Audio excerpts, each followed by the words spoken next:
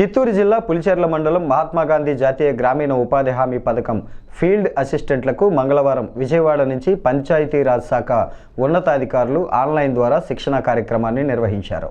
ఉపాధి హామీ పథకంలో చేపట్టవలసిన పనులు, గ్రామ సభల తీర్మానం, పని ప్రదేశం, ఫోటోలు, మస్టర్ల నమోదు, జాబ్ కార్డుల నమోదు, చేపట్టిన పని కొలతలు, పనుల రికార్డుల నమోదు, కూలీల నగదు చెల్లింపు, ఈ మెజర్మెంట్ తదితర వాటిపై సమగ్రంగా శిక్షణను ఇచ్చారు.